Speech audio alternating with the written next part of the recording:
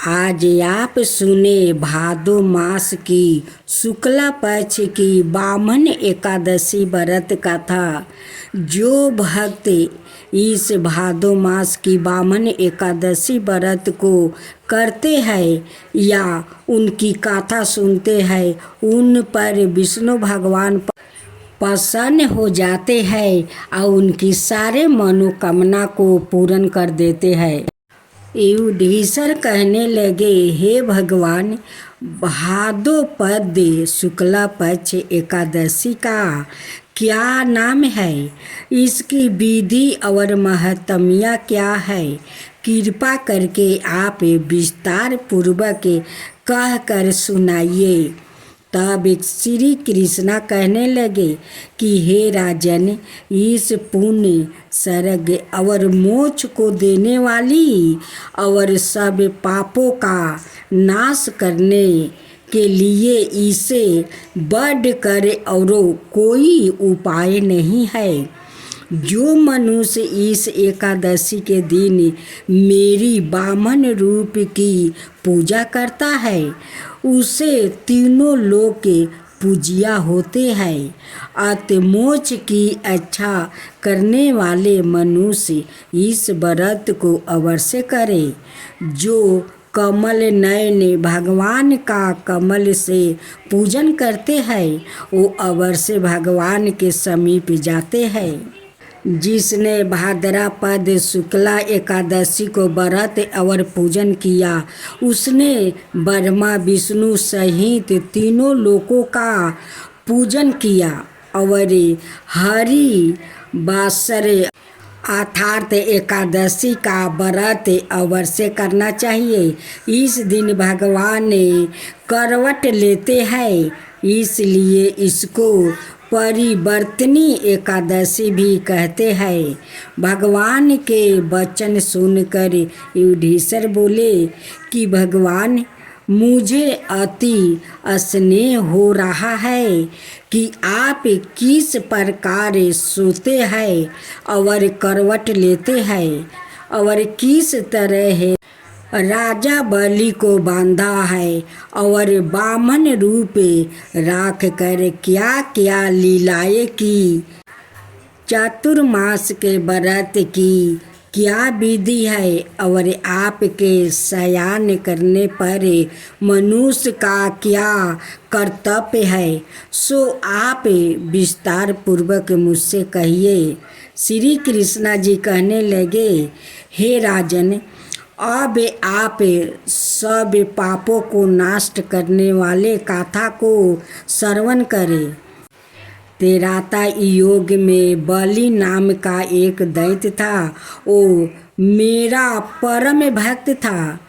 विविध प्रकार के वेदों सूक्तों से वो मेरा पूजन किया करता था और नित्य ही ब्राह्मणों का पूजन और यज्ञ भी करता था। परंतु इंद्र से द्वेष के कारण उसने इंद्र लोक और सभी देवताओं के लोकों को जीत लिया। तब सब देवता एकत्र होकर सोच विचार कर भगवान के पास गए और विष्णुपति सहित इंद्रादि देवता प्रभु के निकट जाकर नतमस्तक होकर वेद मंत्रों द्वारा भगवान का पूजन और स्तुति करने लगे। तब मैंने वामन रूप धारण करके पांचवा अवतार लिया और फिर अत्यंत तेजस्वी रूप से राजा बलि को जीत लिया। इतने परिवर्तन सुनकर राजा युधिष्ठिर बोले कि हे जनार्दन, आपने वामन रूप धारण करके उस महाबली दैत्य को किस प्रकार जीता है?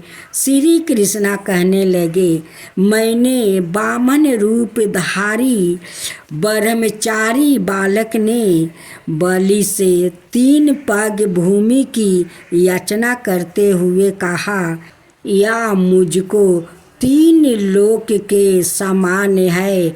और हे राजन, यह है तुमको अवश्य ही देनी होगी।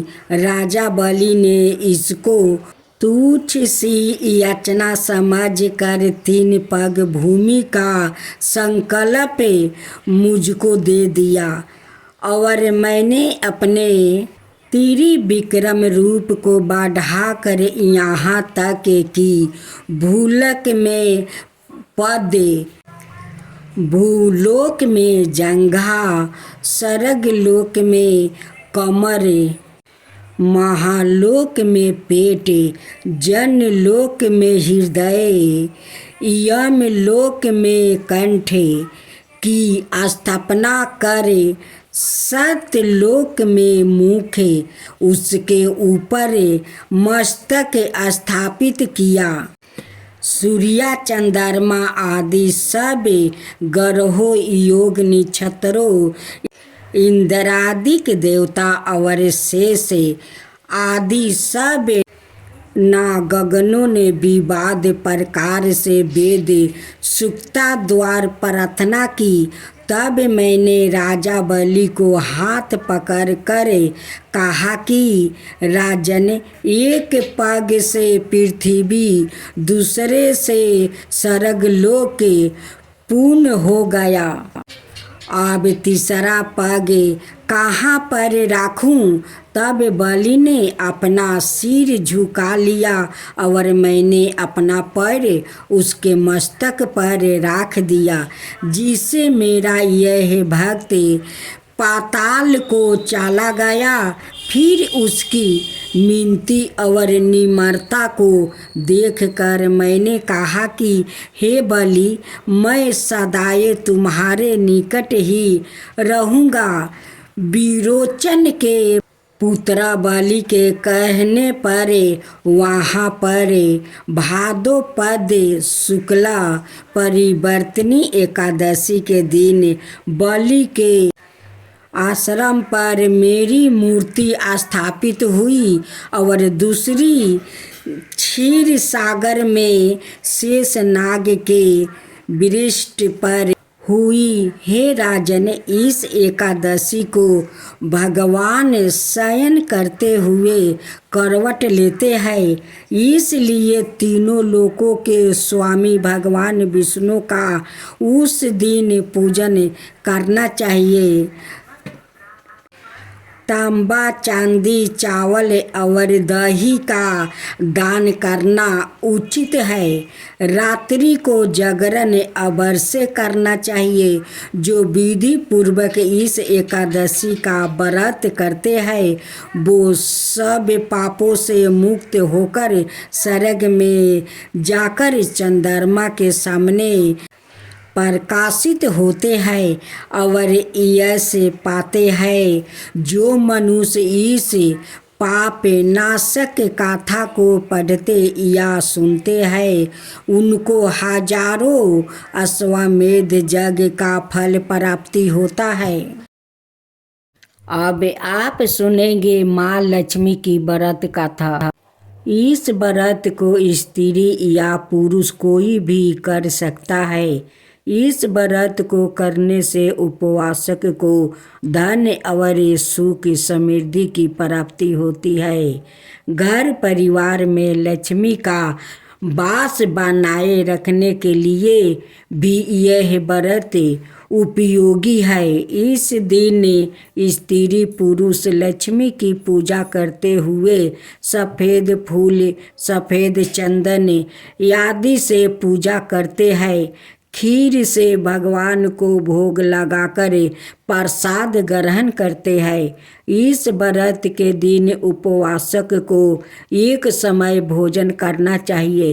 अगर कोई व्याकृत माता बेभाव लक्ष्मी का व्रत करने के साथ ही लक्ष्मी श्री मंत्र को स्थापित कर उसकी नियमित रूप से पूजा करता है तो उसके व्यापार में सुमृद्धि और धन में कमी नहीं आता है, या तो माँ लक्ष्मी औरों घर में धन भर देती है।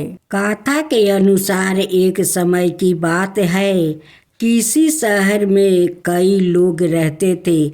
सभी अपने कामों में व्यस्त रहते थे। किसी को किसी से कोई मतलब नहीं था। भजन कीर्तन भक्ति भाव दया माया परोपकार जैसे संसारों का अभाव हो चुका था। शहर में बुराइयां बढ़ गई थी। शराब जुआ रस व्यभिचार चोरी डकैती आदि सब से गुनाह शहर में होने लगे थे। मौजूद इसके उस शहर में कुछ अच्छे लोग भी रहते थे। उनमें शीला नाम की स्त्री जो धर्मी की प्रकृति और संतोष स्वभाव वाली थी, उनका पति भी विवेकी और सुशील था। शीला और उसका पति कभी किसी की बुराई नहीं करते थे और भगवान का भजन करने में अच्छी तरह समय व्यतीत कर रहे थे। शहर के लोग उनकी गृहस्थी की सराहना करते थे। देखते ही देखते समय बदल गया। शीला के पति की अच्छी संगति बुराई में बदल गई। अब वो जल्द से जल्द करोड़पति बनने के ख्वाब देखने लगा, इसलिए वो गलत रास्ते पर चल पड़ा और फल स्वरूप उसकी हालत भिखारी जैसी हो गई। शराब जुए रस शराब गांजा आदि बुरी आदतों में शीला का पति भी फंस गया। दोस्तों के साथ उसे भी शराब की आदत लग गई। इस प्रकार उसने अपना सब कुछ जुए में गंवा दिया। शीला इस बात से बेहद चिंतित रहने लगी, लेकिन उसे भगवान पर भरोसा था। वो अपना अधिकांश समय प्रभु भक्ति में बिताने लगी। अचानक एक दिन दोपहर को उनके दरवाजा पर किसी ने दस्तक दिया। शीला ने द्वार खोला तो देखा कि एक माँ जी खड़ी थी। उसके चेहरे पर अनोखी तेज दिखाई दे रहा था। उनकी आँखों में से मानो अमृत बह रहा था। उसका भाव चेहरा करुणा और प्यार से झलक रहा था। उसको देखते ही शीला के मन को शांति महसूस हुई और उसके रोम रोम आनंदमयी हो उठा। शीला उस माँ जी को आदर के साथ घर ले आई। घर में बैठने के लिए कुछ भी नहीं था। अंत शीला ने एक फटी हुई चादर पर उसको बैठाया। माँ जी बोली, क्यों शीला, मुझे पहचाना नहीं? हर शुक्रवार को लक्ष्मी जी के मंदिर में भजन कीर्तन के समय भी वहाँ आती हूँ। इसके मौजूद शीला कुछ समझ नहीं पा रही थी। फिर माँ जी बोली, तुम बहुत दिनों से मंदिर नहीं आई, इसलिए मैं तुम्हें देखने चली आई। माँ जी के प्रेम भरे शब्दों से शीला का हृदय पिघल गया। उसकी आँखों में आंसू आ गए और वो बिलख बिलख कर रोने लगी। माँ जी ने कहा, बेटी, सुख और दुख तो धूप और जैसे होते हैं। धैर्य रखो बेटी, मुझे तेरी सारी परेशानी पता है। माँ जी के व्यवहार से शीला को काफ़ी संभल मिला और सुख की आस में उसने माँ जी को अपनी सारी कहानी कह सुनाई। माँ जी के व्यवहार से शीला को काफ़ी शगुन मिला और उसने माँ जी को अपनी सारी कहानी सुनाई। शीला के पूछने पर माँ जी ने उसे व्रत की सारी विधि भी बताई। माँ जी ने कहा, बेटी, माँ लक्ष्मी का व्रत बहुत सरल है। उसे वरद लक्ष्मी व्रत या वैभव लक्ष्मी व्रत कहा जाता है। यह व्रत करने वाले की सब मनोकामना पूर्ण होती है। वो सुख संपत्ति और यश प्राप्ति करता है। शीला यह सुनकर आनंदित हो गई।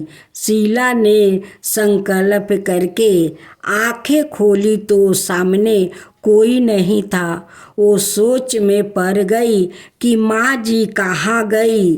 शीला को तत्काल यह समझते देर नहीं लगी कि माँ जी और कोई नहीं, वो साक्षात लक्ष्मी जी ही थी।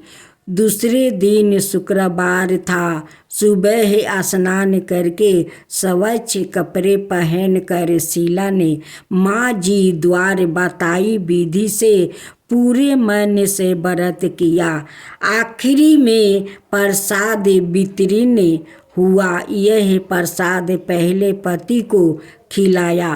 प्रसाद खाते ही पति के स्वभाव में फर्क पड़ गया। उस दिन उसने शीला को मारा नहीं, सताया भी नहीं। शीला को बहुत आनंद हुआ। उनके मन में वैभव लक्ष्मी व्रत के लिए श्रद्धा बढ़ गई। शीला ने पूर्ण श्रद्धा भक्ति से 21 शुक्रवार तक वैभव लक्ष्मी व्रत किया। 21वां शुक्रवार को माँ जी के कहे मुताबिक उद्यापन विधि करके 7 स्त्रियों के वैभव लक्ष्मी व्रत की 7 पुस्तक उपहार में दिया। फिर माँ जी के धन लक्ष्मी स्वरूप की छवि को बंधा करके भाव से मन ही मन प्रार्थना करने लगी, हे माँ धन लक्ष्मी, मैंने आपका वैभव लक्ष्मी व्रत करने की मन्नत मांगी थी, वो व्रत आज पूर्ण किया है। हे माँ, मेरी हर विपत्ति दूर करो, हमारा सबका कल्याण करो। जिसे संतान ना हो उसे संतान देना, सौभाग्यवती स्त्री का सौभाग्य अखंड रखना, कुंवारी लड़की को मन भावना पति देना। जो आपका यह चमत्कारी वैभव लक्ष्मी व्रत करे, उनकी सब विपत्ति दूर करना, सबको सुख करना। हे माँ, आपकी महिमा अपरंपार है।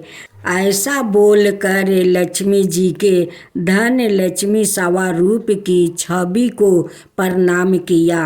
व्रत के प्रभाव से शीला का पति अच्छा आदमी बन गया और खरी मेहनत करके व्यापार करने लगा। उसने तुरंत शीला के गिरवी रखे गहने चुरा लिया। घर में धन की वृद्धि हुई। घर में पहले जैसी सुख शांति छा गई। वैभव लक्ष्मी व्रत का प्रभाव देखकर मोहल्लों की दूसरी स्त्रियां भी विधि पूर्वक वैभव लक्ष्मी का व्रत करने लगी। भक्तजनों, आज आप सुनेंगे एक अनाथ लड़की और माँ तुलसी की कथा। अगर मेरा कथा आप लोग के अच्छा लगे तो मेरे कमेंट बॉक्स में जय माँ तुलसी ज़रूर लिखिए। एक टूटे हुए गौशाला में एक अनाथ लड़की रहती है। वो लड़की का कोई नहीं था। उस लड़की ने किसी के घर में बर्तन मांज देती है तो कोई 2 रोटी दे देते हैं, किसी का घर में जाकर पोछा लगा देती है तो 1 मुट्ठी चावल दे देते हैं। वो लड़की अपनी गुजारा ऐसा ही कर रही थी। उस लड़की ने रोज नदी में स्नान करने जाती है। नदी के किनारे आकर भीजे कपड़ा छोड़कर अपनी सूखे कपड़ा पहनती है।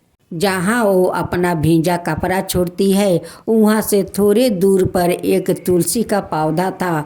जो तुलसी का पौधा सूख गया था, उसकी भीजे हुए कपड़ा के पानी उस तुलसी के जड़ में समा जाता है।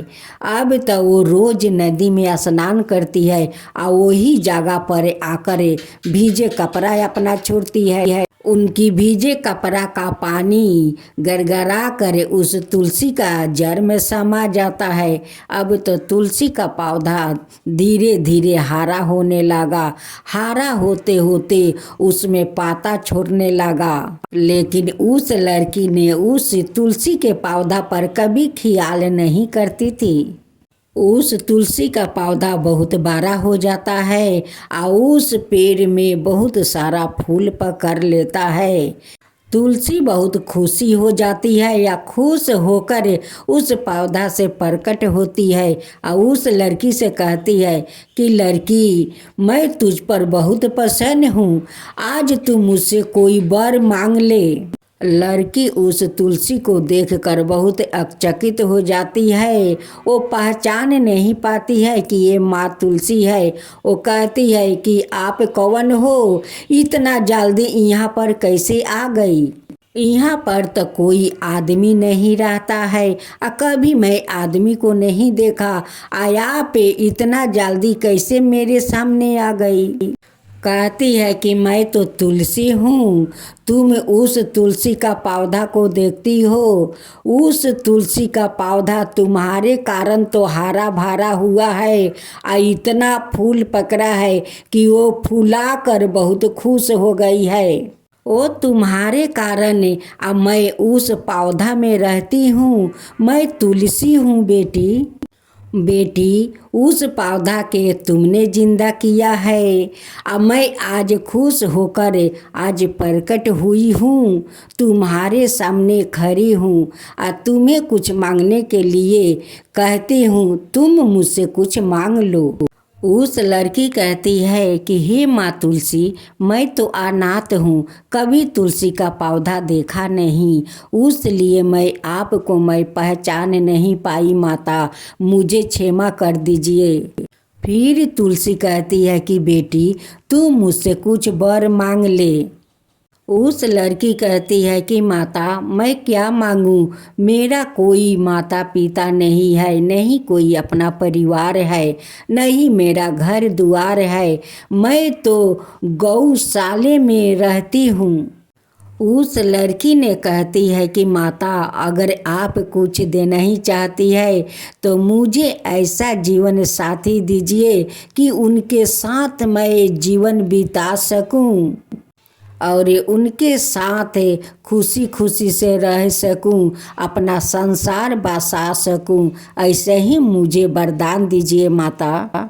फिर लड़की कहती है कि माता, यहाँ पर तो कहीं दूर दूर तकले कोई घर द्वार दिखाई नहीं दे रहा है, तो मेरा जीवन साथी कहाँ मिलेगा? माँ तुलसी कहती है कि बेटी, तू उसके लिए चिंता मत कर, मैं सब कुछ बंदोबस्त कर दूंगी। माँ तुलसी अपना माया शक्ति से उस गौशाला का वो माया जाल नगरी बना देती है। माँ तुलसी उस लड़की को कहती है कि बेटी, तू लाल चुनरी पहन कर उस दरवाजा के सामने बैठ जाना। देखना एक राजकुमार इस नगरी से आएंगे और तुम्हें पसंद करके वो अपना घर ले जाएंगे और ले जाकर वहाँ पर धाम धूम से अपना शादी तुम्हारे साथ करेंगे। उस लड़की माँ तुलसी से वो रो कर कहती है कि माँ, आप मेरे लिए इतना कुछ कर रही है तो आप मेरा माँ बन जाइए और उस राजकुमार के हाथ में अपना हाथ से मेरे हाथ धरा दीजिए। माता कहती है कि माँ, अगर आप मेरे हाथ अपना हाथ से उस लड़के के हाथ में नहीं देगी तो मैं उस लड़का के साथ नहीं जाऊंगी। माँ, मैं उसी टूटे हुए गौशाला में मैं अपना गुजारा कर लूँगी, लेकिन उस लड़का के साथ मैं नहीं जाऊंगी। नहीं तो आपका एक दिन के लिए मेरे माँ बन जाइए माता। आप तो सभी को माँ है, तो मेरा माँ आप बन जाइए। अब माँ बन कर उनके हाथ में मेरा हाथ दे दीजिए। माँ तुलसी बहुत दुविधा में पड़ जाती है और चिंता करती है कि ये लड़की को तो कोई नहीं है, ये तो बेचारी अनाथ है, मैं क्या करूं। माँ तुलसी कहती है कि ठीक है बेटी, मैं अपना हाथ से तेरे हाथ उस लड़के के हाथ में दे दूंगी। लड़की जाकर दरवाजे पर बैठ जाती है। राजकुमार आते हैं तो उस लड़की को देखते रह जाते हैं। लड़का कहता है कि मैं तुम्हारा माता पिता से मैं बात करना चाहता हूँ। लड़की कहती है कि मेरा माता है, पिता नहीं है, जो है मेरी माँ है, वही मेरी माँ है, वही मेरी पिता है, वो जो कहेंगे वही मैं करूँगी। माँ तुलसी एक साधारण सा माता का रूप में आती है। कहती है कि बेटा, आप मेरे बेटी से शादी करना चाहते हो। लड़का कहता है कि हाँ, मुझे तो बहुत पसंद है, मैं तो आपसे बात करना चाहता था। माँ तुलसी उस लड़की के हाथ उस लड़का के हाथ में धरा देती है और दोनों उनकी आशीर्वाद लेते हैं और कहती है कि दूधो नहाओ पूतो फलो, अखंड सौभाग्यवती रहो बेटी। इस माया जाल नगरी का नाम रोशन करना बेटी, रोशन करना। तू मुझे भूल मत जाना बेटी। बेटी कहती है कि माता, मैं कभी नहीं भूलूंगी, इस माँ को तो कभी नहीं भूलूंगी। और सभी गांव वासियों को सभी को बोलूंगी कि माँ तुलसी का आंगन में बैठा कर सभी लोग श्रद्धा भक्ति से पूजा पाठ करें। मैं तो आपका शरण में रहूंगी माँ, आपका सेवा करूंगी, आपका पूजा पाठ करूंगी माँ, आपको कभी नहीं भूलूंगी। बाहर बाहर से लोग उस गांव में आते हैं। कहते हैं कि यहाँ पर तो कोई एक घर भी नहीं था, इतना सुंदर नगरी कैसे बन गया। सभी लोग उस राजकुमार से पूछते हैं कि इस गांव का नाम क्या है। राजकुमार कहते हैं कि इस गांव के नाम में माया जाल नगरी है। इस माया जाल नगरी का मैं राजा हूँ। हे माँ तुलसी, जैसे आप उस अनाथ लड़की पर कृपा किया, माँ बन कर उस लड़का को हाथ में उसका हाथ धरा दिया, वैसा ही सबका ऊपर कृपा कीजिए। हे माँ तुलसी, सबका ऊपर कृपा कीजिए। जो आपका कथा कहता है उस पर कृपा कीजिए, जो सुनता है उस पर कृपा कीजिए, सबके ऊपर कृपा कीजिए। हे माँ तुलसी, माँ तुलसी की जय हो, माँ तुलसी की जय हो। अगर मेरा तुलसी जी का कथा अच्छा लगा हो तो आप इस कमेंट बॉक्स में ज़रूर जय तुलसी माता लिखिए। भक्तजनों, आज आप सुनेंगे 11 माता की व्रत कथा। भक्तजनों, आज आप सुने 11 माता का नई कहानी। आप लोग इस कहानी को ज़रूर सुने। जितना भगवान के भक्त लोग हैं वो भगवान को श्रद्धे भक्ति से पूजा पाठ भी करते हैं, भगवान का कथा भी सुनते हैं। भगवान उन भक्तों पर प्रसन्न हो जाते हैं, भगवान उनकी सारा मन कामना पूरा कर देते हैं। भगवान भी तो सोचते हैं कि नहीं, मेरा भक्त लोग मेरा श्रद्धा पूर्वक पूजा भी करते हैं, मेरा कथा भी सुनते हैं, तो मेरा तो कर्तव्य है कि मैं भी अपना भक्त लोग का लिए कुछ कर सकूं। तो भक्तों जनों, हम सब मिलकर बोलते हैं 11 माता की जय हो, 11 माता की जय हो, विष्णु भगवान की जय हो, विष्णु भगवान की जय हो। तो हम लोग अब 11 माता का कथा सुनते हैं। किसी गांव में एक रूमा नाम का औरत थी। उनकी 2 बेटी थी, एक गोरी थी और एक काली थी। गोरी वाली का नाम लक्ष्मीनिया राखी थी और काली वाली के नाम संवली राखी थी।